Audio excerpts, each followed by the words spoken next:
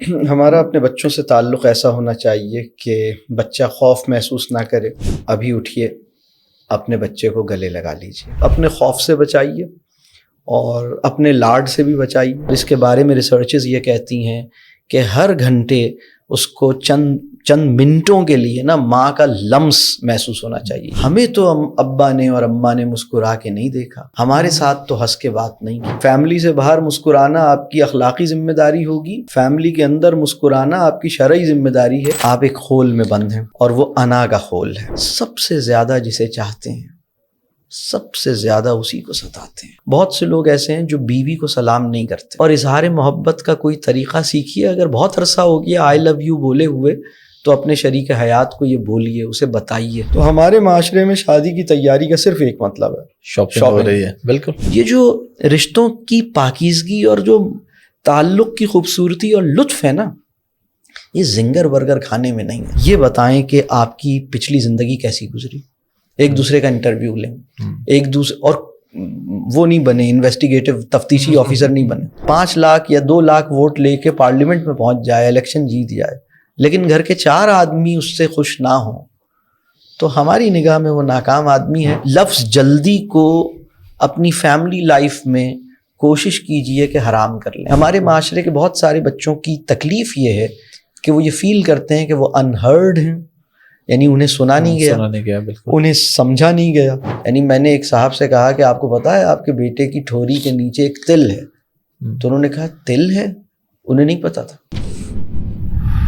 تو ایک ریسرچ یہ کہتی ہے کہ جو ہمارا موبائل فون ہے نا، یہ اتنا گندا ہے کہ اس سے زیادہ گندی چیز جو ہے وہ ٹوائلٹ سیٹ کور ہے. نمبروں کا اور گریڈز کا ذہانت سے کوئی لینا دینا نہیں ہے. آپ اس اسکول کو فیل کر دیجئے جو آپ کے بچے کو فیل کرتا ہے، آپ اس انسان کو فیل کر دیجئے جو آپ کے بچے کی عقل پہ شک کرتا ہے. مستقل جو زندگی ہے ہماری، اخروی کامیابی، اس کا امیدوار ہو. مطلب کینیڈا کی امیگریشن کے لیے اپلائی کرے یا نہ کرے، جنت کی امیگریشن کے لیے اپلائی کر دے. ہمارے معاشرے میں 70 سال کے سفید داڑھی والے بچے آپ نے نہیں دیکھے؟ وہ انسان جو ساتھ رہنے کے بعد بھی اچھا لگتا ہے وہی اچھا ہے. مسلمانوں نے جیسے یہ طے کر رکھا ہے کہ مرنے سے تھوڑی دیر پہلے حج کریں گے. اصل مسئلہ یہ ہے کہ اپنی تنہائیوں میں اللہ سے اس طرح نہیں ڈرا جیسا ڈرنے کا حق تھا. السلام علیکم جی، حافظ احمد پوڈ کاسٹ میں خوش آمدید. اور آج کے دور کا سب سے بڑا مسئلہ پیرنٹنگ کا بڑا مسئلہ ہے. بچوں کے بہت سارے مسائل ہیں. اس کے علاوہ سوسائٹی کے اندر ہمارے دوستوں کے ساتھ، احباب کے ساتھ، رشتہ داروں کے ساتھ بہت سارے مسئلے مسائل چلتے رہتے ہیں. کپلز کے مسائل پہ ہم لوگ بات کریں گے، شادی شدہ زندگی پہ ہم لوگ بات کریں گے، اور بچوں پہ خاص طور پہ آ کے بات کریں گے کہ کس طریقے سے بچوں کی تربیت کی جا سکتی ہے، کس طریقے سے والدین کا اور بچوں کا اور معاشرے میں ہمارا تعلق دوسروں کے ساتھ بہتر ہو سکتا ہے. میرے ساتھ جو شخصیت موجود ہے، آپ انہیں دیکھتے رہتے ہیں مختلف پلیٹ فارم سے. بہت ہی مجھے جو ان کی باتیں تو بہت ہی پسند ہے، مجھے ان کا بولنے کا انداز بہت پسند ہے. بہت خوبصورت بات کرتے ہیں، اگلے کے دل میں اترتی ہے. بہت سے لوگوں کے ماشاءاللہ زندگی ابھی بدل چکی ہے ان کی وجہ سے.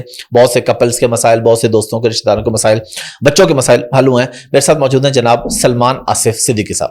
سر بہت شکریہ آپ کے ٹائم کا. السلام علیکم. وعلیکم السلام ورحمۃ اللہ. کیا حال ہے آپ کے؟ خیریت سے ہیں؟ الحمدللہ. کیسا رہا آپ کا آج کا سیشن؟ اسی حوالے سے آپ لاہور تشریف لائے ہوئے تھے. جی الحمدللہ بہت اچھا رہا، اللہ کا شکر. سر کیونکہ وقت مختصر ہے، آپ نے اسلام آباد کے لیے نکلنا ہے، تو میں چاہ رہا ہوں میں ڈائریکٹلی جو ہے وہ پوائنٹس کی بات کے اوپر آ جاؤں. سب سے پہلا مسئلہ بچوں کا ہے کہ والدین اور بچوں کا تعلق کیسا ہونا چاہیے. ہم دیکھتے ہیں اگر ہماری جنریشن میں دیکھیں تو ہمارے اپنے والدین کے ساتھ ایک بڑا گیپ تھا، اور ابھی بھی ہے شاید وہ گیپ، لیکن ہمارے جو بچے ان کے ساتھ گیپ کم ہے. شاید بعض دفعہ لوگ کہتے ہیں کہ گیپ اتنا زیادہ کم بھی نہیں ہونا چاہیے، زیادہ بھی نہیں. بچوں کو اپنا دوست کیسے بنائیں، اگر میں سادہ الفاظ میں آپ سے پوچھوں؟ جی ہمارا اپنے بچوں سے تعلق ایسا ہونا چاہیے کہ بچہ خوف محسوس نہ کرے، اپنی ہر بات، اپنا ہر مسئلہ، اپنا ہر احساس آسانی سے کہہ سکے، اور بچے کے علاوہ والدین بھی کہہ سکیں. کبھی کبھی کیا ہوتا ہے کہ بہت سے والدین ایسے ہیں جو اپنے بچے سے یہ نہیں کہہ سکتے کہ مجھے تم سے محبت ہے، اپنے بچے کو پیار نہیں کر سکتے، گلے نہیں لگا سکتے. اگر آخری دفعہ آپ نے اپنے بیٹے کو بہت عرصے پہلے گلے لگایا تھا تو گلے لگانا دشوار ہو گیا ہوگا. ابھی اٹھیے، اپنے بچے کو گلے لگا لیجیے. اگر اس میں مشکل محسوس ہو رہی ہے اللہ سے دعا کیجیے اور اس کو اس طرح سوچیے جس طرح پیاس جب ہمیں لگتی ہے اور ہم پانی پیتے ہیں تو جس انسان کو بہت دنوں سے پانی نہ ملا ہو تو اس کی کیا حالت ہوتی ہوگی. جب ہم گلے لگاتے ہیں اپنے بچے کو تو ایک رزق ہے جو ماں باپ کے سینے سے اولاد کے سینے کو ٹچ کرتے ہوئے ان کے اندر اترتا ہے. تو جس طرح مطلب آپ نے بہت اچھا سوال کیا کہ تعلق کیسا ہونا چاہیے. تو ایک سوال یہ کہ کیا دوست ہونا چاہیے. دیکھیے دوست کا جو پیکیج ہے نا اس میں کچھ اچھی باتیں ہیں. وہ یہ ہے کہ ہمارا جو دوست ہوتا ہے نا وہ ہمیں اچھی طرح جانتا ہے, ہماری ساری نالائقیاں, ساری بے وقوفیاں, ساری حرکتیں, ساری غلط حرکتیں, ان سب کا اسے پتہ ہوتا ہے, لیکن اس کے باوجود وہ ہمیں چھوڑتا نہیں ہے, وہ ہم سے دور نہیں ہوتا.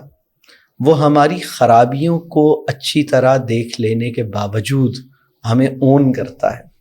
وہ اپنی پوری بات ہم سے کرتا ہے, ہم سے اختلاف کرتا ہے, ہم سے 100 دفعہ لڑتا ہے, لیکن پھر بھی ہمارے ساتھ کھڑا ہوتا ہے. بالکل. تو جہاں تک دوست کی بات ہے تو دوست کا یہ والا جو پہلو ہے, یہ ماں باپ, والدین اور اولاد کے تعلق میں یہ چیز تو ہونی چاہیے.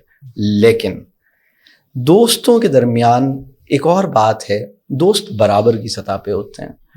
دوستوں کے درمیان ادب, تعظیم اور اطاعت یہ کوئی لازمی چیز نہیں ہوتی. میرا دوست مجھ سے کچھ کہہ رہا ہے, میری مرضی مانوں یا نہ مانوں.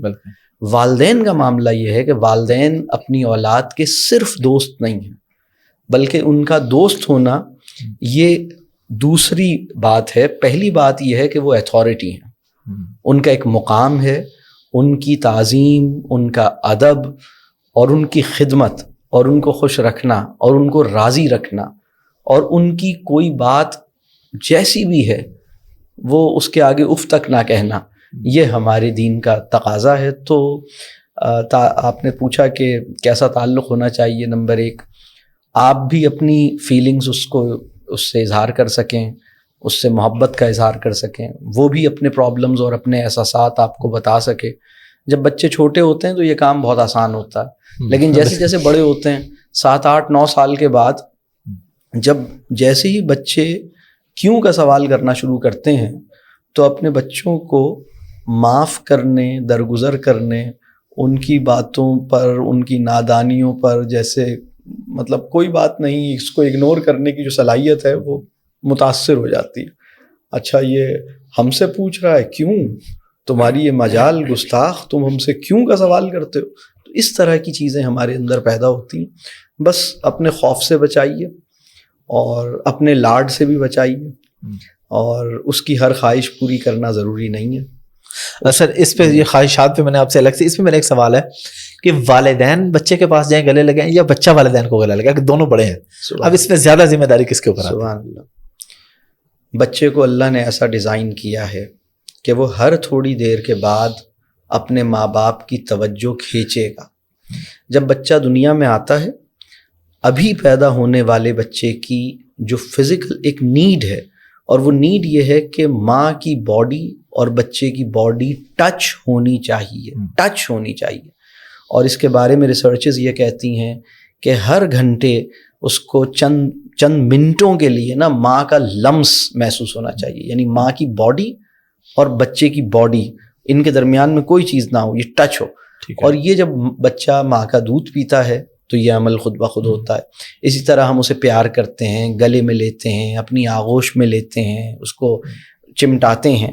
یہ کام مطلب دونوں کے لیے فرحت کا باعث ہے, دونوں کی نفسیاتی صحت کو خوشگوار رکھنے کا باعث ہے. جب آپ کسی بچے کو پیار کرتے ہیں, اپنے بچے کو گلے لگاتے ہیں, پیار کرتے ہیں, تو آپ کو بھی ایک نفسیاتی طور پر ایک خوشگواری اور ایک اچھا احساس ہوتا ہے, اور بچے کی بھی بہت بڑی نیڈ ہے.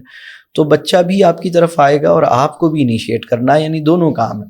یعنی اگر بچہ نہیں آ رہا تو بھی آپ مطلب آگے بڑھ کے اس کو پیار کرنا, اس کو گلے لگانا, اس کے ماتھے پہ ہاتھ پھیرنا, اس کے ہاتھ کو اپنے ہاتھ میں رکھنا اور اس کو جیسے تھوڑا سا سہلانا. اور یہ بات, اس میں بڑی اہم بات یہ ہے کہ جب بچے چھوٹے ہوتے ہیں نا تو یہ کام آسان ہوتا ہے, چل رہا ہوتا ہے. جب وہ 8-10 سال کے ہوتے ہیں اور تھوڑے سے اور بڑے ہوتے ہیں تو یہ کام ہونا کم ہو جاتا ہے. اور پھر جب وہ اور بڑے ہوتے ہیں, بلوغت کے قریب جاتے ہیں, تو پھر وہ جیسے ایک فاصلہ ہو جاتا ہے. اور پھر ہم اپنی انا کے اندر اتنے محصور ہوتے ہیں, ہماری بھاری بھرکم شخصیت. مطلب جب بچہ چھوٹا ہے نا, ابا جان اس وقت بھی ڈپارٹمنٹ کے چیئرمین تھے, لیکن وہ یہ بھول کے بچے سے ملتے تھے. اب جب سے بچہ 14 سال کا ہوا ہے تو ابا جان پہلے انہیں یہ یاد ہوتا ہے کہ میں ہیڈ آف ڈپارٹمنٹ ہوں, بعد میں انہیں یہ پتہ لگتا ہے کہ بھائی میں تو اس کا ابو ہوں. ارے بھائی تم مفتی ہو, تم مفتی ہونا, گھر کے اندر تمہارا مفتی ہونا ثانوی بات ہونی چاہیے. شوہر ہو, باپ ہو, بیٹے ہو, بھائی ہو یا ماں ہو, یہ بات پہلے آنی چاہیے. لیکن وہ ہم اپنی, جیسے ایک صاحب جو ہیں وہ MD ہیں اپنے آفس کے, تو جب بچے چھوٹے تھے تو بچے MD صاحب کے سر پہ جھولا جھول لیتے تھے, کندھے پہ چڑھ جاتے تھے. اب جب سے بچے تھوڑے بڑے ہوئے ہیں انہیں خیال آنے لگا کہ میں تو MD ہوں. ارے MD تو آپ پہلے بھی تھے, لیکن اب جو آپ کی پرسنالٹی کا جو ایک بھاری بھرکم ایک ہیوی ویٹ پرسنالٹی ہے نا, اس سے مطلب آپ کو اپنی جو ایک پرسنالٹی کانشیسنس ہے یا کوئی بھی وجہ ہو, آپ کو ان وجوہات کو دور کرنا ہے اور اپنے بچے کے تعلق کو اچھا بنانا ہے, بانڈنگ کرنی ہے. سر ایک اور اس کے اندر سوال پیدا ہوتا ہے کہ یہ آپ وہ باتیں بتا رہے ہیں کہ جو لوگ ابھی اس طرف آ رہے ہیں, ایک جنریشن ہے جس میں والدین اور بچوں کے درمیان یہ گیپ آ چکا ہے کہ بچے والدین سے خوف کھاتے ہیں, یا والدین نے پہلے انہیں بہت مارا یا بہت ڈرایا. اب ایک اتنا بڑا گیپ آ گیا, اب اس گیپ کو کیسے ختم کیا جائے؟ سبحان اللہ, بہت اچھا. ایک دفعہ میں بچوں کے ساتھ کوئی ٹریننگ پروگرام چل رہا تھا, اس میں نے ویسے ہی لوگوں سے پوچھا کہ موسٹ اسمائلنگ فیسز بتائیے زندگی میں کس کے تھے. تو ہر بندے نے اپنا کچھ ریکال کیا کہ مجھے فلاں صاحب یاد آ رہے ہیں, موسٹ اسمائلنگ فیس جو ہے نا وہ فلاں ہے. تو سب بچوں نے بتا دیا, تو کسی نے اپنے اماں ابا کا نام ہی نہیں لیا. تو میں نے کہا بھائی یہ کسی کی امی کسی کے ابا کوئی مسکراتے ہنستے نہیں ہیں کیا؟ سب تم لوگوں کے سب کے امی ابو بہت سیریس ہیں کیا؟ تو بچے پھر سوچ میں پڑ گئے. تو ایک بچے نے کہا ہاں میری امی جو ہے نا وہ اس وقت مسکراتی ہیں جب وہ کسی اور سے بات کرتی ہیں. پھر ایک بچے نے کہا کہ میرے ابا جان اس وقت ہنستے ہیں جب ان کے دوست آتے ہیں ان سے بات کرتے ہوئے. ہمیں تو ابا نے اور اماں نے مسکرا کے نہیں دیکھا, ہمارے ساتھ تو ہنس کے بات نہیں کی. تو یہ بہت اہم سوال ہے آپ کا حافظ صاحب. اس میں وہ والدین جو مسکرانا بھول گئے ہیں, یا دوستوں کے علاوہ اپنی فیملی میں مسکرانے کی جو اخلاقی ذمہ داری, بلکہ میں تو اس کو یہ کہوں گا اپنی فیملی میں مسکرانا, فیملی سے باہر مسکرانا آپ کی اخلاقی ذمہ داری ہوگی, فیملی کے اندر مسکرانا آپ کی شرعی ذمہ داری ہے. اور میں شرعی ذمہ داری اس سینس میں کہہ رہا ہوں کہ ان کی تربیت آپ پہ فرض ہے, اور اس تربیت کو مطلب منہ بسور کے نہیں کیا جا سکتا. یعنی رونی صورت اور پریشان صورت بنا کر اور حالت غصے میں اولاد کی تربیت اور بیوی سے اچھا تعلق نہیں بنایا جا سکتا. تو ان سے تعلق بنانا ضروری ہے, ان کی تربیت ضروری ہے, اور اس کے لیے مسکرانا ضروری ہے, اس کے لیے خوش نظر آنا ضروری ہے. پہلا کام یہ کیجئے کہ یہ سوچئے کہ میری فیملی نے آخری دفعہ مجھے مسکراتے ہوئے کب دیکھا, اور ان کے ساتھ ذرا نیچرل لیول پہ پرفارم کریں. مطلب میں نے بہت سے پیرنٹس سے یہ پوچھا کہ آخری دفعہ اپنی فیملی کو گنگنا کے کب دکھایا, تو وہ حیرت سے شکل دیکھنے لگے. میں نے کہا نہیں, اب وہ کسی صاحب نے کہا نہیں ہم تو گانے نہیں گاتے. میں نے کہا تم گانے نہیں گاتے, کوئی نعت یا کوئی نظم ہی پڑھ کے سنا دو, کوئی اچھا قومی نغمہ سنا دو, یہ وطن ہمارا ہے, یا کچھ ایسی بات ہی کر دو. بالکل. تو انہوں نے, بہت سے لوگوں نے اپنی فیملی کے ساتھ جیسا نیچرلی انہیں انٹریکٹ کرنا چاہیے ایسا انہوں نے نہیں کیا. تو پہلا مرحلہ یہ ہے کہ تھوڑا سا ہم اپنے آپ کو یہ دیکھیں کہ how do I look, how do I sound. جب میں فیملی میں ہوتا ہوں تو دیکھنے میں کیسا لگتا ہوں, سننے میں کیسا لگتا ہوں, برتنے میں کیسا لگتا ہوں, اور میری صحبت کو جو لوگ اختیار کرتے ہیں وہ مرجھا جاتے ہیں یا کھل جاتے ہیں. تو اپنی صحبتوں کا جائزہ لیجئے کہ میں مطلب ڈسکریج کرتا ہوں یا انکریج کرتا ہوں. تو اللہ کرے کہ ہم ٹھیک ہو جائیں, اس کی دعا بڑی ضروری ہے. بالکل. سر ایک اور چیز بڑی امپورٹنٹ ہے, آپ نے جو صحبت کی بات کی کہ آپ کے آس پاس کے لوگ مرجھا جاتے ہیں, کھل جاتے ہیں, یہ ایک ریئلٹی ہے کہ ہم انکلوڈنگ می, میں اس چیز کا اقرار کر رہا ہوں اور میں سیکھنے کے لیے یہاں پہ بیٹھا ہوں کہ آپ کہیں دوستوں کی محفل میں بیٹھے ہیں تو آپ بہت اچھے ہوتے ہیں, آپ کے دوست آپ سے بڑے خوش ہوتے ہیں, لیکن جب آپ فیملی میں بیٹھتے ہیں تو اس طریقے سے وہ نہیں ہوتے. ایک اگر گیپ آ چکا ہے, اب اس گیپ کو کیسے دور کیا جائے؟ اس میں میرے آپ سے دونوں سوال ہے, میں چاہ رہا ہوں کہ آپ جب بات کریں تو آپ ہی کنٹینیو رکھیں. ایک نئے شادی شدہ جوڑا وہ اپنے درمیان کس طریقے سے چیزیں بہتر لے کے چلے کہ سکسیسفل ہو سکے, اور ایک ایسے شادی شدہ جوڑے جن کو کئی سال ہو چکے ہیں لیکن اب ایک گیپ اتنا ہے بیچ میں کہ ان کے سامنے گنگنا نہیں سکتے, ان کو لطیفہ نہیں سنا سکتے, تھوڑا سیریس رہتے ہیں, وہاں پہ کیا کرنا ہوگا؟ یہ جو جن کا ٹائم زیادہ ہو گیا, مطلب شادی کو 15 سال ہو گئے, 20 سال ہو گئے اور ایک گیپ آ گیا, آپ ایک خول میں بند ہیں اور وہ انا کا خول ہے. آپ کی فیملی آپ سے نہیں مل پا رہی, آپ کی ایک مصنوعی شخصیت یا آپ کے ایک مصنوعی حصار میں, یعنی وہ ایکچولی اوپر سے جو چیز چڑھائی ہوئی ہے نا ہم نے, ان کی اس سے ملاقات ہوتی ہے. بیوی آپ کے خول سے ملتی ہے, آپ سے نہیں ملتی. اولاد آپ کے خول سے ملتی ہے, آپ سے نہیں ملتی. اس خول کو توڑنا پڑے گا, اور اس خول کو توڑنے کا اسٹارٹنگ پوائنٹ یہ ہے, اللہ سے دعا کرنی ہوگی, یا اللہ ہمیں اپنے ہر تعلق میں خالص کر دے, اخلاص عطا کرے, اور اس میں ہمیں اظہار محبت کا سلیقہ, اس کی حکمت وہ بھی ہمیں عطا کرے.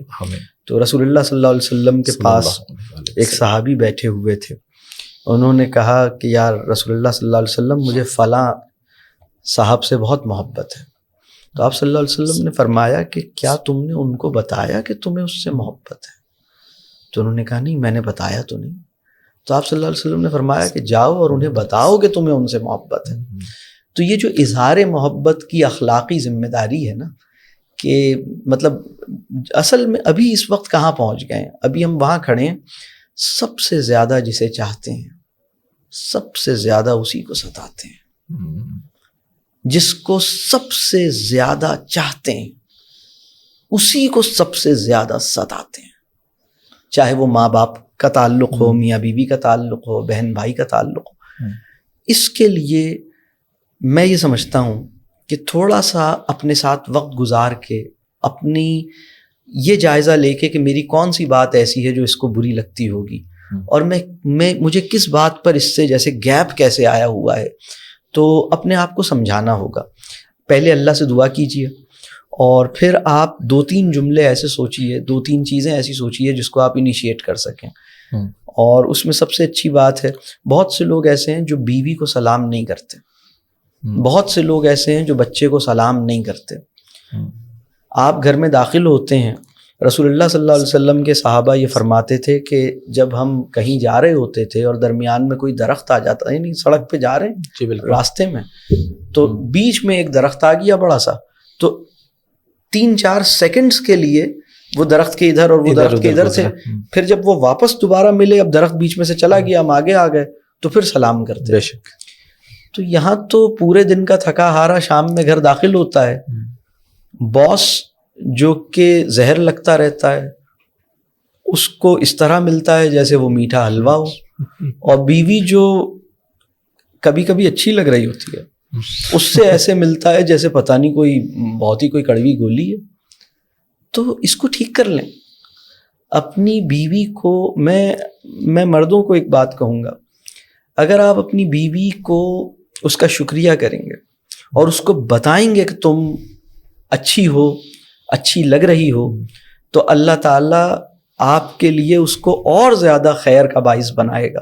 اسی طرح اگر آپ کا شوہر ہے اور آپ اس کا شکریہ کریں گی, تو میں یہ سمجھتا ہوں کہ سلام میں پہل, شکریہ میں پہل, اور اظہار محبت کا کوئی طریقہ سیکھیے. اگر بہت عرصہ ہو گیا آئی لو یو بولے ہوئے, تو اپنے شریک حیات کو یہ بولیے, اسے بتائیے کہ اللہ کا کتنا احسان ہے, اللہ نے ہم دونوں کو ایک دوسرے کی زندگی میں اتارا, اور تمہاری وجہ سے مجھے بڑی خوشی حاصل ہوتی ہے, تو تم بہت بڑی نعمت ہو. یہ جملہ بول دیجئے, یہ جملہ والدین کو بول دیجئے, اپنے بھائی کو بول دیجئے, بہن کو بول دیجئے, اولاد کو بول دیجئے.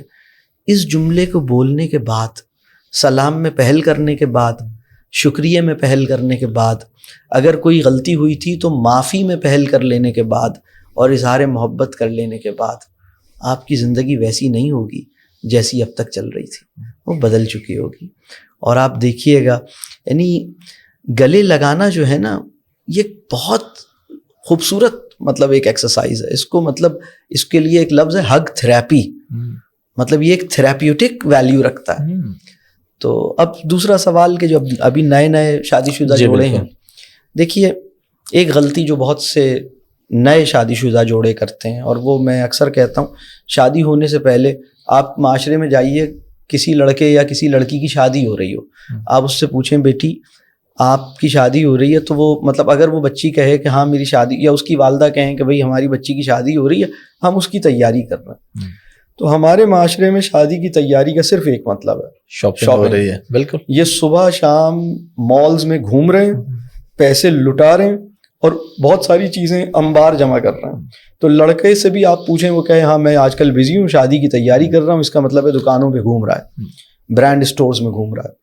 तो स्टार्ट ही हम गलत होता है. शादी की तैयारी का मतलब ये है कि इंसान ये सोचे कि पहले मेरी ज़िंदगी अकेले चल रही थी, मैं अपनी जो भी हरकतें कर रहा था तो उसका असर मेरी ज़ात तक था, या ठीक है मेरी फैमिली में कुछ लोग थे, लेकिन अब अल्लाह एक किसी ऐसे इंसान को मेरी ज़िंदगी में इतने करीब ले आएगा कि उतना करीब कोई भी नहीं था.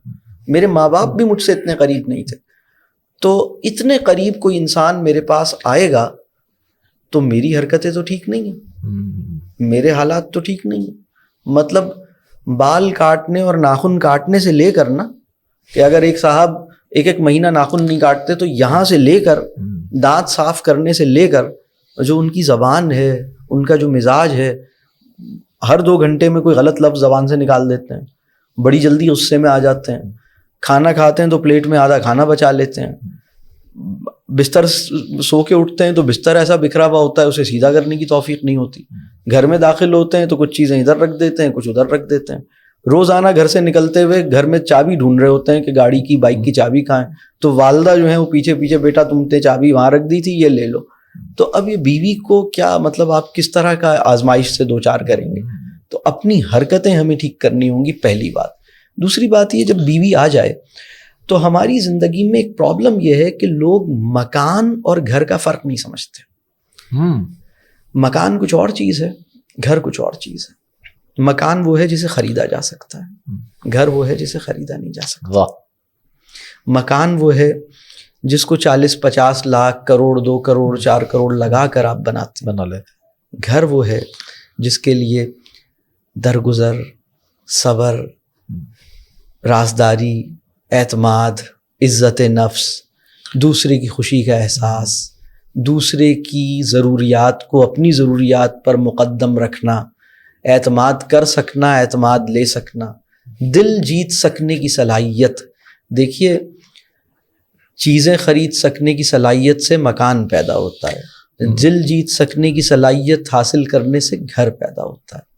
तो आप बीवी के कपड़े ख़रीद सकते हैं, आप जूते ख़रीद सकते हैं, स्पेनिश टाइल्स लगवा सकते हैं, सारे घर का फर्नीचर ख़रीद सकते हैं, जनाब आप मकान को भर रहे हैं, लेकिन घर नहीं बन रहा. घर नहीं बन रहा. प्रॉब्लम ये हो रहा है शादी के बाद ये दोनों बेवकूफ़, बहुत माजरत के साथ, अब वो बहुत सी बच्चियाँ, बहुत से बच्चे, मतलब अब मैं मोहब्बत में कह रहा हूँ, दोनों को बेवकूफ़, ये दोनों बेवकूफ़ी करते हैं.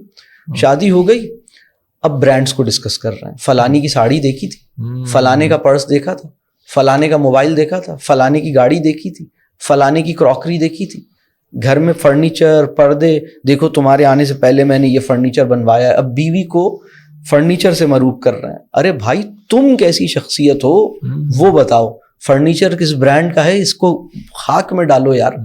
तुम कैसे इंसान हो, तुमसे मिलते हुए खुशी नहीं मिलती, तुमसे मिलते हुए मज़ा नहीं आता. अब जितने भी अच्छे फर्नीचर पे बैठ के मुलाकात कर लो.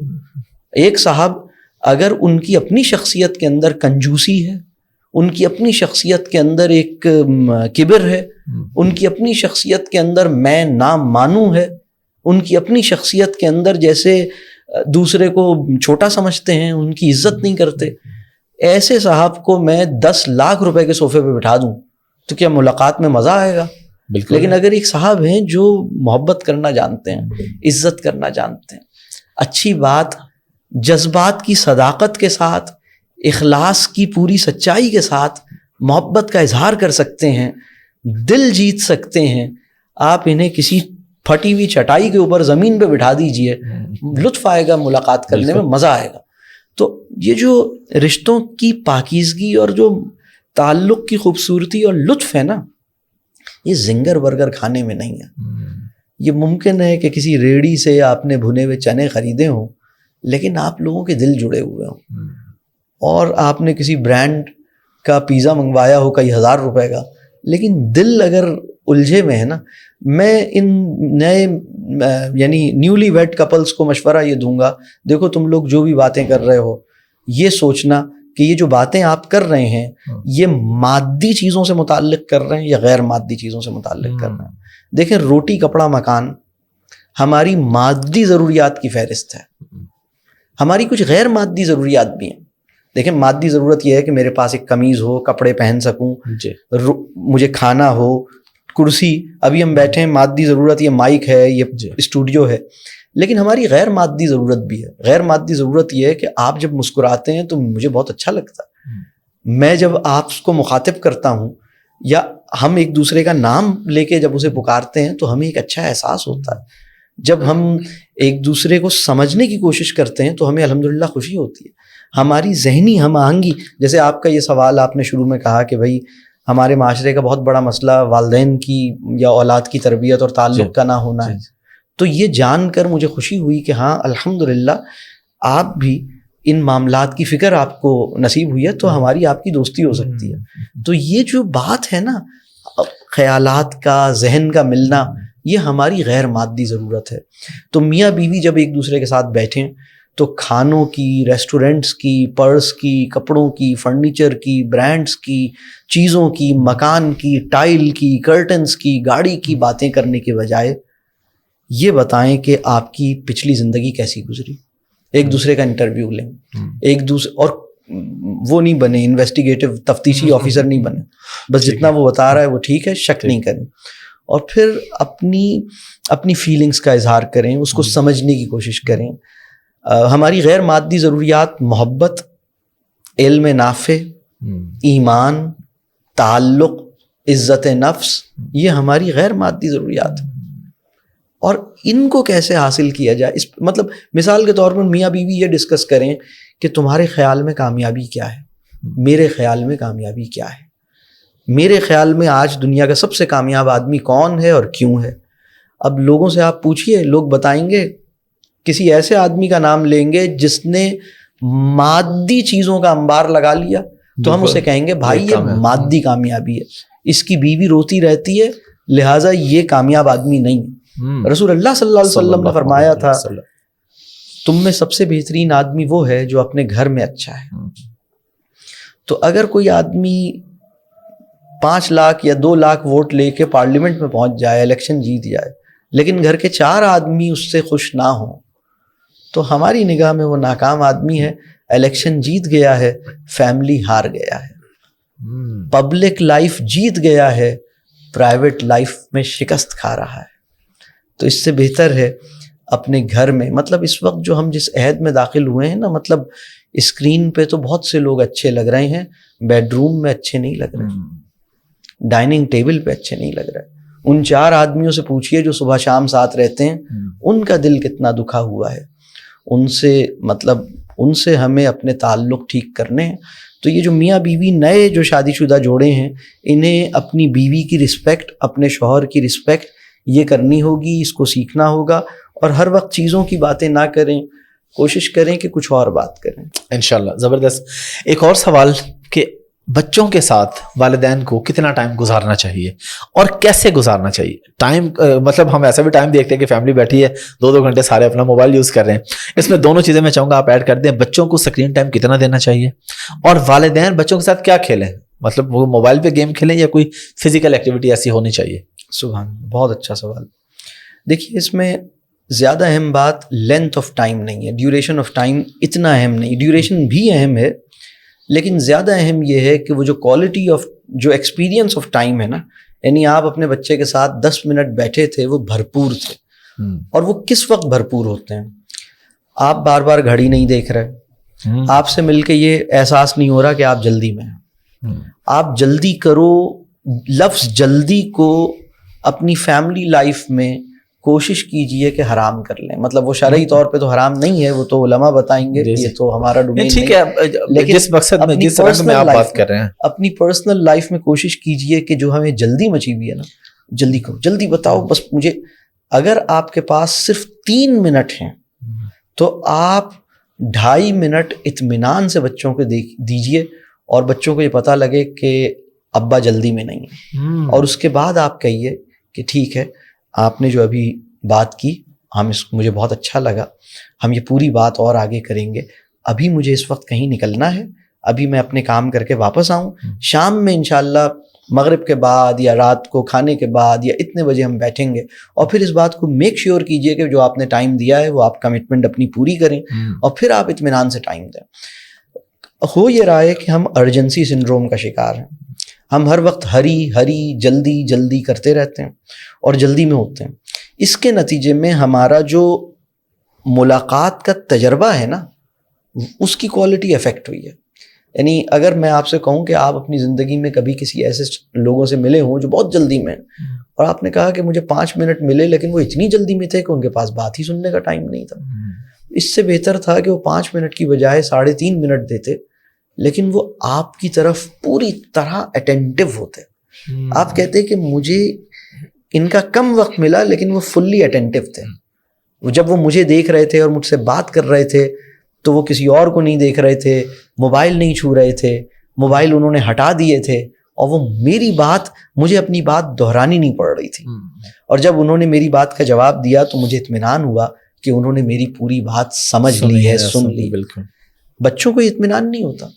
ہمارے معاشرے کے بہت سارے بچوں کی تکلیف یہ ہے کہ وہ یہ فیل کرتے ہیں کہ وہ انہرڈ ہیں، یعنی انہیں سنا نہیں گیا، انہیں سمجھا نہیں گیا، اور ان کو اکثر بہت سے بچوں کا آپ ایک سروے کیجئے معاشرے میں، بچوں سے یہ پوچھئے کہ آپ کو یہ فیل ہوتا ہے کہ آپ کے والدین آپ کو مس انٹرپریٹ کرتے ہیں، یا آپ کے والدین آپ کو وہ سمجھتے ہیں جو آپ ہیں، یا آپ کے والدین آپ کو وہ سمجھتے ہیں جو آپ نہیں ہیں؟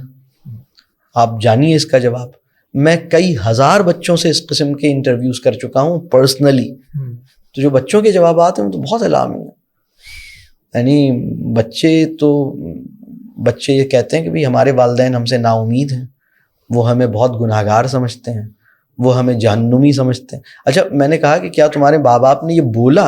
انہوں نے کہا نہیں بولا نہیں، لیکن ہمیں یہ محسوس ہوتا ہے کہ ہم تو بالکل ہی جیسے ناقابل اصلاح قسم کی مخلوق ہیں، ساری خرابیاں ہمارے اندر ہیں، ہم تو پتہ نہیں کیا چیز ہیں۔ تو یہ وہ احساس ہے بچوں کا۔ تو میں یہ سمجھتا ہوں کہ اچھا جتنا ٹائم دے سکتے ہیں اچھا ہے، یہ تو وہ بات ہے کہ بھئی آپ کا ایک باغ ہے، آپ اپنے باغ میں جتنا ٹائم لگاتے ہیں وہ اتنا سنورتا ہے۔ تو ابھی تو صورتحال یہ ہے کہ بہت سے لوگوں نے اگر کوئی نئی گاڑی اپنی پسندیدہ خرید لی ہے، اس گاڑی کو جتنا ٹائم دیا ہے اور اس کو جتنے غور سے دیکھا ہے، اپنی اولاد اور اپنے شریک حیات کو اتنا ٹائم نہیں دے سکیں۔ یعنی میں نے ایک صاحب سے کہا کہ آپ کو پتا ہے آپ کے بیٹے کی ٹھوری کے نیچے ایک تل ہے، تو انہوں نے کہا تل ہے؟ انہیں نہیں پتا تھا۔ تو یہ جیسے جانتے ہی نہیں نا، مطلب جیسے ہم نے تو دیکھا ہی نہیں۔ تو اپنی اولاد کو، اپنی فیملی کو ٹائم دیجیے۔ اور اس میں جو آپ نے اسکرین کا ٹائم کہا، تو ہم یہ کہتے ہیں کہ گرین ٹائم کو میکسیمائز کریں، اسکرین ٹائم کو منیمائز کریں۔ ٹھیک ہے، maximize green time, minimize screen time. ٹھیک ہے، اور یہ صرف بچوں کے لیے نہیں، اپنے لیے بھی۔ ٹھیک ہے۔ اور اب سوال یہ پیدا ہوتا ہے کہ جب گھر میں آتے ہیں تو وہ تو اسکول کا کام موبائل پہ ملا ہوا ہے، لیپ ٹاپ پہ پروجیکٹ کر رہا ہے، پھر جب بچہ آپ دیکھتے ہیں کہ وہ اسکول کا کام اپنے کمپیوٹر پہ کر رہا ہے تو پھر آپ سوچتے ہیں چلو میں بھی اپنی ای میل آفس کی چیک کر ہی لوں، پھر اماں کہتی ہیں چلو میں نے بھی فیس بک پہ ڈالا تھا آج بریانی بنائی ہے، میں بھی دیکھ لوں کسی نے پسند بھی کی کہ نہیں کی، تو اماں جان بریانی کی تصویر، یا کوئی بھی اپنے کاموں میں پھر سب کو یاد آ جاتا ہے، سب اپنے موبائل میں لگ جاتے ہیں۔ ایک کام کرنا ہوگا، میں ایک بہت پریکٹیکل قسم کی ایک مشورہ سب کو دیتا ہوں، وہ میں دے دیتا ہوں، وہ کانسیپٹ ہے اسکرین فری میل ٹائم۔ ٹھیک ہے۔ اور اس میں یہ کہتا ہوں کہ اگر آپ کا بچہ کسی فٹ بال یا کسی گیند سے کھیل رہا ہو اور کھانے کا ٹائم ہو اور اس کے ہاتھ میں بال ہے اور وہ کھانے کی ٹیبل پہ آتا ہے، تو آپ کہتے ہیں کہ نہیں بیٹا آپ بال رکھ دیجئے، ہاتھ واش کیجئے اور پھر آئیے، اور آپ میک شیور کرتے ہیں کہ اس ٹیبل کے اوپر، ڈائننگ ٹیبل کے اوپر بال لے کے مت آنا۔ بالکل۔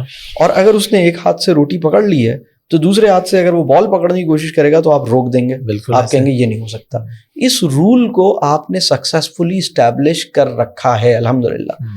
تو ایک ریسرچ یہ کہتی ہے کہ جو ہمارا موبائل فون ہے نا، یہ اتنا گندا ہے کہ اس سے زیادہ گندی چیز جو ہے وہ ٹوائلٹ سیٹ کور ہے فزیکلی. اس کے اوپر اتنے جرمز ہوتے ہیں, اس لیے کہ پسینے والے ہاتھ, مٹی پوری ہر جگہ لے کے جا رہے ہوتے ہیں, کہیں بھی لے کے چلے جاتے ہیں, واش روم میں بھی جاتے ہیں, ادھر بھی ادھر بھی, ہر جگہ. تو اس کے اندر بہت گندگی, کیونکہ دیکھیں ہم روزانہ نہا لیتے ہیں, ہم جہاں جہاں بھی جاتے ہیں ہاتھ واش کر لیتے ہیں, منہ واش کر لیتے ہیں, وضو کر لیتے ہیں. ہم موبائل کو وضو کب کراتے ہیں, ہم موبائل کو کب غسل دیتے ہیں, ہم موبائل کو کب اس کا منہ دھلاتے ہیں. تو موبائل فون کی صفائی نہیں ہوتی. تو جب ہم اس کو ٹچ کرتے ہیں تو یہ بہت فزیکلی بھی یہ ایک ایسی چیز ہے جس میں بہت جرمز ہیں. تو اسکرین فری میل ٹائم کا کانسیپٹ یہ ہے کہ جب سب لوگ کھانا کھانے بیٹھیں گے, سب کو پہلے سے یہ سیٹ کر دیں, یہ بات اتنی ڈسکشن کریں کہ سب کے ذہنوں میں بیٹھ جائے, اور پھر کہیں بھائی اب ہم نے موبائل کو رکھ دیا, ہاتھ دھو لیے, اب ہاتھ دھو لیے, اب اس کو ٹچ نہیں کر سکتے. جیسے اگر آپ نے ہاتھ دھو لیے کھانا کھانے کے لیے تو آپ جوتے کو ٹچ نہیں کریں گے, آپ کہیں گے شوز کو ٹچ نہیں کر سکتے, اور اگر شوز کو ٹچ کیا تو دوبارہ ہاتھ دھوئیں گے, پھر روٹی کو پکڑیں گے. بالکل آپ یہ نہیں کر سکتے کہ ایک ہاتھ میں روٹی ہے اسی ہاتھ میں جوتا بھی ہے, بالکل یہ نہیں کریں گے آپ. یہی کام آپ مطلب ٹھیک ہے, مطلب آپ اس کو رکھ دیجئے موبائل فون کو, اسی طرح بڑی اسکرین کو بھی بند کر دیجئے, تاکہ کھانے کا جو ٹائم ہے نا, یہ جو گھر میں کھانے کا وقت ہے, یہ صرف کھانے کا وقت نہیں, یہ ملاقات کا وقت ہے, یہ اظہار محبت کا وقت ہے, یہ تعلق کو خوبصورت بنانے کا وقت ہے, یہ ایک دوسرے کو سمجھنے کا وقت ہے, یہ ایک کلیکٹیو کامن فیملی ٹائم ہے. اس کا یعنی اگر کھانے آپ نے کہا کھانا لگ گیا کھانا کھا لو, تو مطلب کھانا کھانے کا عمل تو 12-14 منٹ میں ہو جائے گا, لیکن کیا یہ صرف پیٹ بھرنے کے لیے تھا؟ یہ تو بھائی پورا دن بیوی بچے سب ایک ساتھ بیٹھے ہیں. تو اسکرین فری میل ٹائم کا کانسیپٹ یہ ہے کہ گھر کا پکا ہوا کھانا گھر کے تمام لوگوں کے ساتھ, ہر طرح کی اسکرین کو بند کر کے اور اطمینان سے بیٹھ کے, جس میں جلدی نہ ہو, اور کھانا اگر 15-20 منٹ میں کھا بھی لیا ہے تو اس کے بعد 15-20-25 منٹ مزید بیٹھیں اور کوشش کریں کہ 40-45 منٹ کی ایک سیٹنگ ہو جائے, اور اس کے اندر چیزوں کی, برانڈز کی, قیمتوں کی, شاپنگ کی باتیں نہ کریں, ٹھیک ہے, اپنی باتیں کریں. زبردست. ٹائم شارٹ ہے لیکن ایک دو بڑے امپورٹنٹ اور سوال ہیں اسکولنگ کے اوپر کہ بچوں کو کس ایج میں ہمیں اسکول میں بھیجنا چاہیے, اور اسی کے ساتھ ریلیونٹ سوال یہ کیونکہ آج کل ریزلٹس بھی آئے ہیں تو دیکھ رہے ہیں کچھ ایک دو خودکشیاں بھی, ایک دو اس طرح کے مسائل بھی. کیا نمبر اگر کم آ گئے یا فیل ہو گئے ہیں تو آپ ناکام ہیں, آپ کا فیوچر ختم ہے؟ والدین کا یہاں پہ کیا رول ہے, بچوں کا یہاں پہ کیا رول ہے؟ سبحان اللہ, بہت اچھا سوال. میں آپ کو مبارکباد دوں گا کہ آپ نے بہت اچھے سوالات سوچے. Thank you sir. دیکھیے, آپ کے بچے کے جتنے بھی نمبر آئیں, کم آئیں یا زیادہ آئیں, وہ پاس ہوا یا فیل ہوا, آپ اس بات کا یقین کر لیجئے کہ وہ ذہین ہے. نمبروں کا اور گریڈز کا ذہانت سے کوئی لینا دینا نہیں ہے. یعنی اگر آپ کے بچے کے نمبر بہت اچھے آئے ہیں اور آپ اس وجہ سے اپنے بچے کو ذہین سمجھ رہے ہیں کیونکہ نمبر اچھے آئے ہیں, تو آپ اپنے بچے کی قدر و قیمت نہیں جانتے. آپ نے نمبروں کو اہمیت دی ہے, اپنے بچے پہ ٹرسٹ نہیں کیا ہے, آپ نے نمبروں پہ ٹرسٹ کیا ہے. میں یہ عرض کروں گا, جتنا ٹرسٹ آپ ان رپورٹ کارڈوں پر اور نمبروں پہ کرتے ہیں, اس سے زیادہ ٹرسٹ اپنے بچے پہ کرنا سیکھیے. آپ کا بچہ پاس ہے یا فیل ہے, آپ کے بچے کے نمبر کم ہیں یا زیادہ ہیں, اس کو یہ احساس منتقل کیجیے, تم جیسے بھی ہو میرے ہو. ہر بچے کو یہ احساس منتقل کیجیے, چاہے آپ کے بچے کی سپیلنگز ہمیشہ غلط ہوتی ہیں, اس کی ہینڈ رائٹنگ خراب ہے, وہ میتھس میں فیل ہو جاتا ہے, اس کو یاد کیا ہوا سبق بھول جاتا ہے, اس کے اساتذہ اس سے خوش نہیں ہیں, اس کا کام کمپلیٹ نہیں ہوتا, وہ کبھی اچھے نمبر نہیں لا سکا, وہ بڑی مشکل سے پاس ہوا ہے. پہلی بات, ان ساری چیزوں کے باوجود میں قسم کھا کے یہ کہتا ہوں کہ اللہ نے آپ کے بچے کو بہت اچھا بنایا ہے, اس پر اعتماد کر لیجئے. قرآن کی آیت ہے, لقد خلقنا الانسان فی احسن تقویم. اللہ یعنی یہ آیت ایسی ہے جیسے قسم کھا رہا ہو, لقد خلقنا الانسان فی احسن تقویم. اللہ نے ناز کیا اپنی اس مخلوق پر کہ ہم نے انسان کو بہترین ساخت پر پیدا کیا. بے شک. اور ہم اپنے بچے کو نمبروں کے آئینے میں دیکھتے ہیں, اور اگر کسی کے نمبر کم ہیں تو ہم اسے نکما اور بیوقوف اور کم عقل اور کم ذہن اور کریٹیوٹی نہیں ہے، ذہانت نہیں، اس قسم کی، یعنی کسی انسان کو جج کرنا بھی میرے نزدیک غیر اخلاقی عمل ہے، اور اگر جج کر کے ایسے نمبر آئے ہیں تو ان نمبروں پہ یقین کرنا بھی ایک بے وقوفی کی بات ہے۔ تو آپ اس اسکول کو فیل کر دیجئے جو آپ کے بچے کو فیل کرتا ہے، آپ اس انسان کو فیل کر دیجئے جو آپ کے بچے کی عقل پہ شک کرتا ہے، آپ اپنے بچے کو بے وقوف سمجھنا چھوڑ دیجئے، اور ہر بچے کو، چاہے اس کے نمبر کم ہیں، چاہے وہ پاس ہے یا فیل ہے، اس کو یہ احساس منتقل کیجئے، تم جیسے بھی ہو میرے ہو، تم ہار گئے یا جیت گئے تم میرے ہو، تمہارے نمبر کم ہیں یا زیادہ ہیں تم میرے ہو۔ دیکھیں میں ایک بات اور عرض کروں، یہ فیصلہ کہ یہ زندگی میں کیا کرے گا یہ اس کے نمبر نہیں کرتے، یہ فیصلہ اس کے والدین کا ان نمبروں پہ رسپانس کرتا ہے کہ یہ زندگی میں اڑ سکے گا یا نہیں اڑ سکے گا، اس کے پر کٹ جائیں گے۔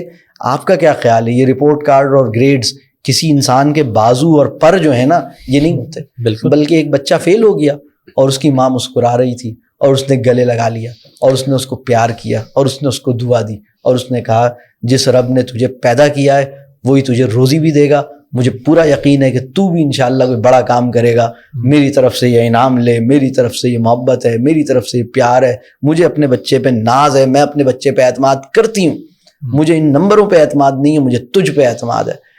وہ ماں جو اپنے بچے کو کانفیڈنس دے رہی ہے، وہ باپ جو اپنے بچے کو کانفیڈنس دے رہا ہے، دیکھیے میں دوبارہ یہ بات عرض کروں، یہ فیصلہ کہ آپ کا بچہ دنیا میں مار کھائے گا یا کوئی کارنامہ کرے گا، یہ فیصلہ اس کے نمبر نہیں کرتے، بلکہ یہ فیصلہ اس کے نمبروں پر والدین کا رسپانس کرتا ہے کہ یہ زندگی میں کرے گا کیا۔ تو اگر ایک بچہ ہے جس کی پرسنٹیج 82 آئی ہے، اس کے اماں ابا اس بات پہ ناراض ہیں کہ تو 85 کیوں نہیں لایا، اور عجیب عجیب لطیفے ہیں۔ میرے پاس ایک خاتون آئیں، اپنے بچے کے لیے بڑی پریشان تھیں کہ اس کے امتحان ہونے والے ہیں، ابھی پتہ نہیں کیسے ہوگا کیا ہوگا۔ بہرحال اس کے امتحان ہو گئے، رزلٹ آ گیا، رزلٹ آنے کے بعد میں نے پوچھا بھائی سب خیریت ہے؟ تو انہوں نے کہا میں بڑا شکر کر رہی تھی، اللہ کا شکر ہے، میں تو بڑی ڈر رہی تھی، میری بیٹی جو ہے وہ اللہ کا شکر ہے اچھے نمبر سے پاس ہو گئی۔ پھر وہ کوئی گریڈ وریڈ بتانے لگی، میں نے کہا بھائی مجھے گریڈ نہ بتائیں۔ انہوں نے بہرحال بچے کا بتایا کہ اس کے پتہ نہیں A گریڈ آ گیا، اتنا آ گیا، بڑی خوش تھی، میں بڑی خوش ہوں، مطمئن ہوں۔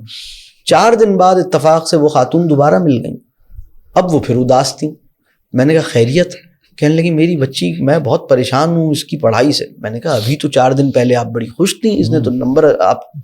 کہنے لگی ہاں میں خوش تھی، لیکن اس وقت تک میں نے اس کے کزن کے نمبر نہیں دیکھے تھے، جب سے میں نے اس کے کزن کے نمبر دیکھے ہیں، اس کے نمبر 85 تھے، اس کے 82 ہیں۔ تو یہ جو حماقتیں ہیں نا ہماری، ہم اپنے بچے کو ریس کا گھوڑا سمجھتے ہیں، ہم نے حماقت کی میراتھن جیتنی ہے۔ ہم اس سے توبہ کریں۔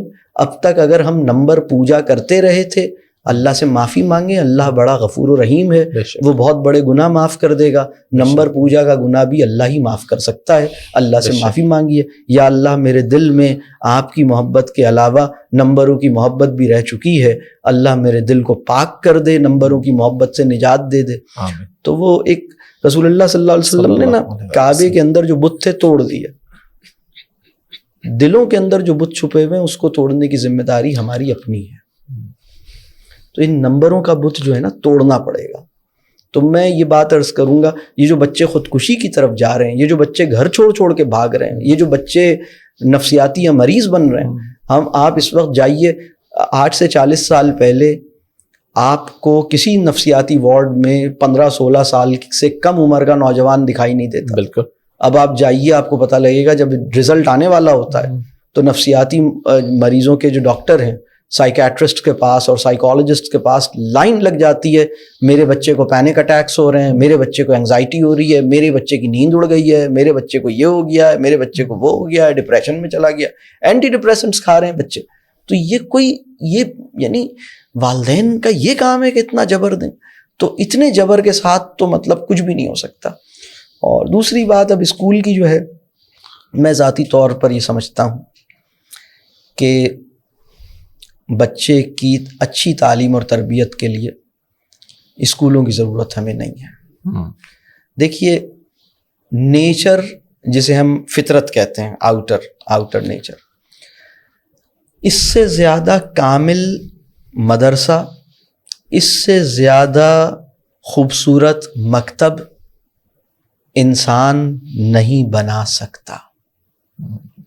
تو آپ کا بچہ اگر کھیتوں میں جاتا ہے, صحراؤں کو دیکھتا ہے, دریاؤں کو دیکھتا ہے, اور پرندوں کو دیکھتا ہے, پودے لگاتا ہے, اور اپنے والدین کی خدمت کرتا ہے. اب اس کی اپنی تفصیلات ہیں, ہم اسے نیچرل لرننگ کا پورا ایک ماڈل ہے, اس کی پوری تفصیلات ہیں. تو اس دنیا میں بھی نفسیاتی صحت اسے حاصل ہو, فیملی کے ساتھ بھی اس کا قریبی تعلق ہو. دیکھیں کامیاب تعلیم کسے کہیں گے؟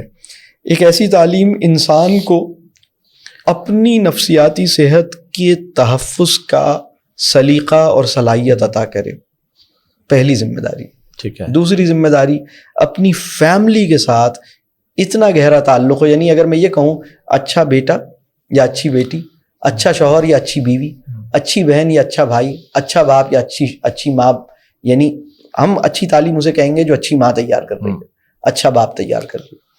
تیسری بات, اس دنیا کے اندر پیسوں کی محبت میں مبتلا ہوئے بغیر کچھ پیسے کما بھی سکے اور ان کو انسانوں پر کسی خیر کے کام میں خرچ کرنے کے لیے اس کا دل بڑا ہو. اور پھر آخری بات, مستقل جو زندگی ہے ہماری, اخروی کامیابی, اس کا امیدوار ہو. مطلب کینیڈا کی امیگریشن کے لیے اپلائی کرے یا نہ کرے, جنت کی امیگریشن کے لیے اپلائی کر دے. بہت خوبصورت. آخری سوال, جی شادی کس عمر میں کرنی چاہیے اور کس شخص کے ساتھ کرنی چاہیے؟ آپ کو اپنے اسپاؤس میں کیا خوبیاں دیکھنی چاہیے شادی سے پہلے؟ سبحان اللہ. یہ جو بلوغت کی عمر ہے یہ اللہ کا ایک اشارہ ہے, اور وہ یہ ہے کہ دیکھو جسمانی طور پر اب تم اس قابل ہو گئے ہو کہ مطلب یعنی ریپروڈکشن کر سکو, تو اب نسل انسانی کو آگے بڑھانے کی قابلیت اور صلاحیت اور قوت اللہ کی توفیق سے تمہیں حاصل ہو گئی ہے. مسئلہ یہ ہے کہ ایک ہے جسمانی بلوغت, لیکن اگر ہم یہ کہیں جذباتی بلوغت, شعوری بلوغت, یعنی عقل سمجھ صحیح کیا ہے غلط کیا ہے, اپنے دل کو سنبھال سکنا, اپنے جذبات کو درست سمت میں ڈال سکنا, اپنی زبان پہ قابو ہونا, اپنی اخلاق اپنے صحیح ہونا, اپنی تربیت ہونا, یہ جو سارے کام ہیں یہ تو ہمارے یہاں 70 سال کی عمر تک کے, مطلب ایسا لگتا ہے ہمارے معاشرے میں 70 سال کے سفید داڑھی والے بچے آپ نے نہیں دیکھے. آپ نے 50-40 سال کی عمر کے بہت بڑے سائز کے چھوٹے سے بچے نہیں دیکھے. بالکل صحیح کہہ رہے ہیں. میں تو کبھی مطلب کسی وردی میں بھی دیکھتا ہوں, کبھی کسی مطلب چاہے وہ سرجن کی وردی ہو, چاہے وہ کسی اور کی وردی ہو, چاہے وہ مطلب بعض اوقات ایسا لگتا ہے کہ ہمارا معاشرہ وہ کہیں جیسے جسمانی طور پہ بڑا ہو رہا ہے لیکن شعور, علم, اخلاق اور جذبات کے اوپر, یعنی اپنے جذبات کی تطہیر, اپنے نفس کی اصلاح, یہ جو چیز ہے نا, تو اصل میں بات یہ ہے کہ کسی بچے کی تعلیم و تربیت ایسے ہونی چاہیے کہ جس ایج میں اس کی جسمانی بلوغت واقع ہوئی ہے اسی کے آس پاس وہ فکری اعتبار سے بھی, شعور کے اعتبار سے بھی, جذبات کے اعتبار سے بھی, اخلاق کے اعتبار سے بھی, تربیت کے اعتبار سے بھی وہ اس سطح پر ہو کہ وہ اتنی بڑی ذمہ داری سنبھال سکے. لیکن ابھی معاملہ یہ ہے کہ وہ 30 سال کی عمر میں بھی اس سطح پہ نہیں ہوتا, 35 سال کی, مطلب یہ تو چونکہ یہ کام ہی نہیں ہو رہا تو یہ خود بخود نہیں ہوگا, یہ تربیت کا کام کرنا پڑے گا. اور اگر یہ پوچھا جائے کہ کس عمر میں ہم کسی بچے کو اس قابل بنا سکتے ہیں, جسمانی طور پہ تو اللہ اسے اس قابل بنائے گا, لیکن اس کی تربیت کے لحاظ سے تو ہم یہ سمجھتے ہیں کہ 16-17 سال کی عمر میں ایک لڑکی اور ایک لڑکے کو اصولی طور پر اس قابل ہو جانا چاہیے. یعنی اس کو دنیا کے حوالے سے, معاشرے کے حوالے سے, صحیح اور غلط کے حوالے سے, اللہ نے مجھے پیدا کیوں کیا ہے, خدا مجھ سے چاہتا کیا ہے, میری زندگی میں حلال کمانے اور حلال طریقے سے چیزوں کو کرنے کی کمٹمنٹ اس کے اندر پیدا ہو, وہ ایک ذمہ دار اور رسپانسبل انسان, اس لیول پہ اس کی ٹریننگ یا تربیت 16-17 سال کی عمر تک ہو جانی چاہیے. تو جب اس کا ایڈولیسنس کا عمل تکمیل پہ ہے, اسی اسٹیج پر اس کے اندر ہمیں ایسی تربیت کر دینی چاہیے, اور اگر ایسی تربیت کر دی ہے تو ہم کر دیں اس کرنے کا, کوئی مسئلہ نہیں. لیکن اگر ایسی تربیت نہیں ہوئی ہے اور ایک 30 سال کے چھوٹے سے بچے سے ہم اپنی 27 سال کی چھوٹی سی ضدی بچی اور 30 سال کا غسیلا بچہ 27 سالہ ضدی بچی سے نکاح کرنے جا رہے ہیں اور شادی کو کھیل سمجھ رہے ہیں، لہذا دونوں پورا دن مالز میں لگاتے ہیں اور شادی کرنے کے بعد بھی جو کچھ سامان سمیٹ کے لائے ہیں وہ مہینوں وہ اپنی بری میں سے چیزیں بتاتا رہتا ہے یا اپنے جہیز میں سے چیزیں دکھاتی رہتی ہے، ان کے پاس چیزوں کے علاوہ کوئی بات ہی نہیں ہے کرنے کی، اور ایک بایولوجیکل ایکسیڈنٹ کے نتیجے میں ایک دن پتہ لگتا ہے کہ ہم امی ابو بننے والے ہیں، تو یہ کوئی عجیب سی بات ہے۔ تو اس کے لیے تو ہمیں بہت تربیت کی ضرورت ہے۔ اور خوبیاں کیا دیکھنی چاہیے رشتہ کرتے ہوئے اپنے اسپاؤس میں؟ آپ کو کیا کیا دیکھنا چاہیے؟ ہم تو آج کل جو دیکھ رہے ہیں وہ آپ کو پتہ ہی ہے، لیکن اصولی طور پہ ہمیں کیا دیکھنا چاہیے؟ سبحان اللہ۔ تو اس کا کرائیٹیریا رسول اللہ صلی اللہ علیہ وسلم نے فرما دیا کہ بھئی دین کے معاملے میں دیکھو، اور حسن اور دولت جو ہے اس کو اتنی مطلب یہ بات کی بات ہے۔ دیکھیں حسن کا بھی میں ایک بات آپ سے عرض کر دوں، وہ انسان جس کے ساتھ رہنے کے نتیجے میں بھی وہ اچھا لگ رہا ہے وہی خوبصورت انسان ہے۔ وہ انسان جو برتنے کے بعد زہر معلوم ہو رہا ہے اور ملنے سے پہلے شو پیس لگ رہا تھا، تو بہت سے لوگ نا شو پیس والی بیوٹی ہے تو وہ دور سے ہی اچھی لگتی ہے، ہاتھ لگاؤ تو ہاتھ جل جاتا ہے، قریب آؤ تو کاٹنے لگتی ہے۔ تو مطلب اللہ لڑکی کو بھی اور لڑکے کو بھی ایسا حسن، اور ایسا حسن جو ہے نا وہ رنگ سے، چمڑی سے، ہمارے خد و خال سے، ناک اور آنکھ کی بناوٹ سے، جی آنکھیں گرین بلو آئیز ہیں اور ناک لمبی ہے، گردن ایسی ہے، بال ایسے، یہ سب فالتو کی باتیں۔ وہ انسان جو ساتھ رہنے کے بعد بھی اچھا لگتا ہے وہی اچھا ہے۔ تو اب ظاہر سی بات ہے کہ ہم شادی سے پہلے تو نہیں جان سکتے کہ کون اچھا ہے، تو کیسے دیکھیں؟ میں اس میں 3-4 باتیں عرض کروں گا۔ رسول اللہ صلی اللہ علیہ وسلم نے فرمایا کہ دین کے معاملے میں دیکھو، تو ہم یہ سوال ضرور کسی کے ذریعے پوچھیں یا جیسے بھی پوچھیں اپنے شریک حیات کے بارے میں۔ میں یہ سمجھتا ہوں مسلمان ہونے کے ناطے کہ وہ نماز پڑھتا ہے، فرض نماز پڑھتا ہے، اور اگر فرض نماز مطلب جان بوجھ کے تو نہیں چھوڑتا، ٹھیک ہے کمزور ہیں، کبھی کسی وجہ سے چھٹ گئی، کوئی رہ گئی، دیر سے قضا ہو گئی، وہ کبھی ایسا حادثہ ہو جاتا ہے، اس کو حادثہ سمجھنا چاہیے، اس کے اوپر غم ہونا چاہیے کہ یا اللہ مجھے معاف کر دیجئے کہ میں مغرب پڑھنے میں دیر ہو گئی اور وہ نکل گئی اور قضا پڑھنی پڑی، یا فجر میں نہیں اٹھ سکا، لیکن کوشش یہ ہے کہ یہ آدمی نماز پڑھتا ہے یا یہ لڑکی نماز پڑھتی ہے، پہلی بات۔ دوسری بات، اس کے گھر میں ایک دین کا مذاق نہیں اڑایا جاتا، اور مطلب حلال کھایا جاتا ہے، حلال کمایا جاتا ہے۔ اگر لڑکا کوئی کاروبار کرتا ہے تو یہ ضرور معلوم کیجئے کہ بھئی ٹھیک ہے بہت پیسے کما رہا ہے اور بہت جلدی بہت سارے پیسے آ گئے، لیکن آئے کہاں سے ہیں، کیسے کما رہا ہے؟ تو کم کمائے، تھوڑا کمائے، لیکن حلال کمائے، اس میں برکت ہوگی۔ تو اس چیز کو دیکھیے۔ پھر اگر صاحب حیثیت ہیں اور مطلب وہ اندازہ ہو جاتا ہے کہ بھئی اتنا پیسہ ہے، کبھی پیرس چلے جاتے ہیں، کبھی فرینکفرٹ چلے جاتے ہیں، کبھی استنبول نکل جاتے ہیں، تو بھئی حج بھی کیا یا نہیں کیا؟ تو پتہ لگتا ہے کہ نہیں، حج تو نہیں کیا۔ مسلمانوں نے جیسے یہ طے کر رکھا ہے کہ مرنے سے تھوڑی دیر پہلے حج کریں گے، تو یہ جیسے مسلمانوں میں ایک متفق علیہ چیز پیدا ہو گئی ہے کہ بس ابھی مرنا تھوڑی ہے۔ تو میں نے ایک صاحب سے کہا یار حج کب کرو گے؟ تو انہوں نے کہا بھائی کیا میں آپ کو لگ رہا ہے میں مرنے والا ہوں؟ میں نے کہا اچھا مرنے سے تھوڑی دیر پہلے کرنا ہے۔ تو جیسے ہم اس جگہ پہ پہنچے ہیں۔ جی بالکل۔ تو رزق حلال کیسا ہے، گھرانہ کیسا ہے، اور لوگ ایک دوسرے کی رسپیکٹ کرتے ہیں یا نہیں کرتے، اور دین کا مذاق تو نہیں اڑاتے، تو مطلب انہیں اسلام سے چڑ تو نہیں ہے۔ تو اسلام پہ عمل کرنے میں کمزوری ایک الگ بات ہے، لیکن اسلام سے چڑ ایک بالکل الگ بات ہے۔ تو چڑ نہیں ہونی چاہیے، انسان کی خواہش ہونی چاہیے کہ بھئی ٹھیک ہے، اگر میرے سامنے قرآن کا کوئی حکم آئے، رسول اللہ صلی اللہ علیہ وسلم کا کوئی فرمان آئے، تو میں جھک جاؤں گا، میں اس کو قبول کروں گا، میں اپنی اڑی بازی نہیں کروں گا۔ اس درجے پر مطلب انسان کھڑا ہو، بھلے وہ عالم نہیں ہے، بھلے وہ عالمہ نہیں ہے، لیکن اس کے دل میں یہ خواہش ہے کہ بھئی میں صاف ستھری اچھی زندگی کمانا چاہتا ہوں، مطلب گزارنا چاہتا ہوں۔ پیسہ، ہاں یہ بہت اہم بات ہے کہ وہ فیملی جہاں پیسے کی محبت بالکل آبویس ہے، آپ ان کے گھر میں جا کے بیٹھے، انہوں نے فوراً شروع کر دیا یہ مکان اتنے کا خریدا تھا، وہاں پہ اتنے کا، ارے بھائی پہلی ملاقاتوں میں تم قیمتوں کی باتیں کر رہے ہو, پہلی ملاقات میں تم آمدنی کے اندازے کر رہے ہو, تم کیسے آدمی ہو؟ تو یہ جو صورتحال ہمارے معاشرے میں پیدا ہوئی ہے, تو مطلب مال سے محبت کا شکار نہ ہو, اور بس یہ کچھ موٹی موٹی سی باتیں ہیں.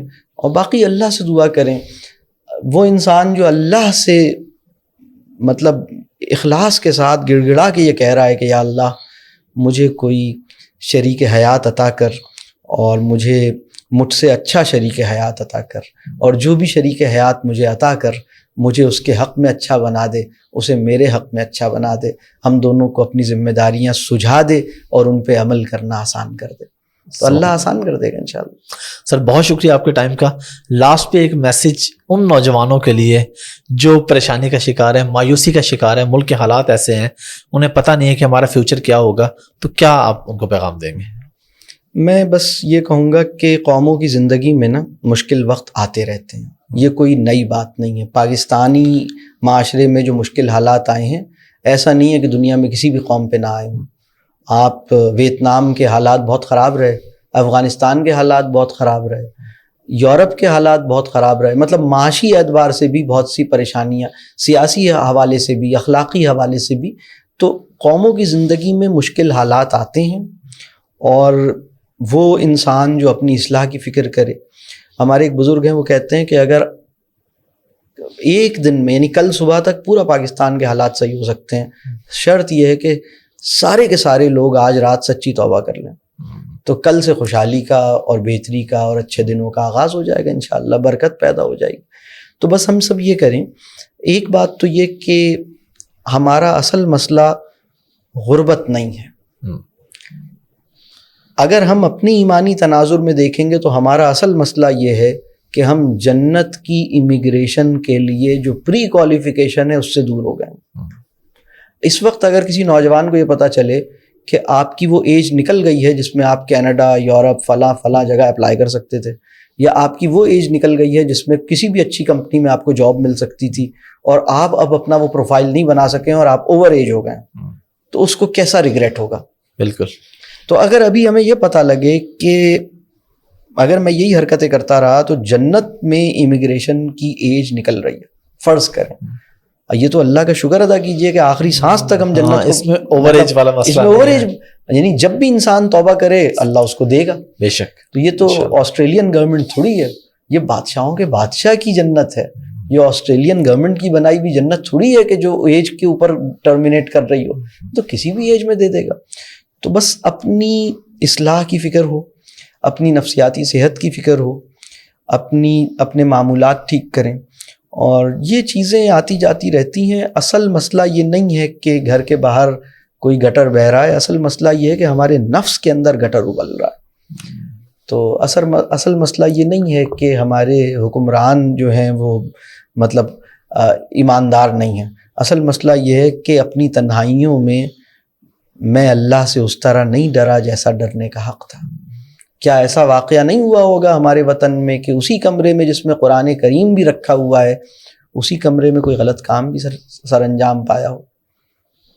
کیا ایسا نہیں؟ وہی مکان جس کے اندر مصحف جزدان میں لپٹا ہوا رکھا ہوتا ہے, اسی مکان کے اندر کوئی غلط حرکت چاہے اسکرین پہ ہو رہی ہو, چاہے کسی اور مکان میں ہو رہی ہو, کسی کے ساتھ کوئی غلط چیز ہو رہی, ہم کر رہے ہوتے ہیں.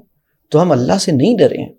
تو میں یہ سمجھتا ہوں کہ بس اپنے حصے کا کام سمجھیں, اپنی اصلاح کی فکر کریں, حالات سے پریشان نہ ہوں, پورے یقین اور پوری امید کے ساتھ اللہ کو پکاریں. وہ انسان جو یقین کے ساتھ اللہ کو پکار رہا ہے اس کے حالات برے نہیں ہیں. اللہ ہماری مدد فرمائے. آمین. بہت شکریہ. اللہ تعالیٰ آپ کو کامیاب کرے, آپ کی جو بھی کاوش ہیں اس سے کوئی خیر لے کے جائے. ہم سب کو یہ دعا کرنی چاہیے, ہم جو کچھ بھی میڈیا پہ, اسکرین پہ, سوشل میڈیا پہ, اللہ کرے کہ اس سے جہل نہ پھیلے, اللہ کرے کہ اس سے خیر پھیلے. اگر ہماری یہ جو کچھ بھی میں نے بولا اور جو کچھ بھی ہم اس پروگرام کو کر رہے ہیں, ہمیں حساب دینا ہوگا کہ تیرے پروگرام کی وجہ سے ملینز آف لوگوں نے بے وقوفی کی چیز سیکھی, ان کے ذہن میں غلط کانسیپٹس گئے یا ان کے پاس صحیح کانسیپٹس گئے. تو اللہ سے یہ دعا ہے کہ یا اللہ آج کی نشست میں اگر کوئی خیر ہے تو لوگوں کو وہ خیر لینے والا بنا، آمین۔ اور اگر اس میں کوئی خرابی یا غلطی ہے تو اللہ تعالیٰ اس کو بس اس کی اصلاح کر دے اور آمین۔ وہ اس سے روک دے۔ آمین آمین۔ آپ کا بہت شکریہ، اللہ آپ بہت کو کامیاب شکریہ، کرے، دعاؤں بہت کی شکریہ۔ درخواست ہے۔ السلام علیکم و رحمۃ اللہ وبرکاتہ۔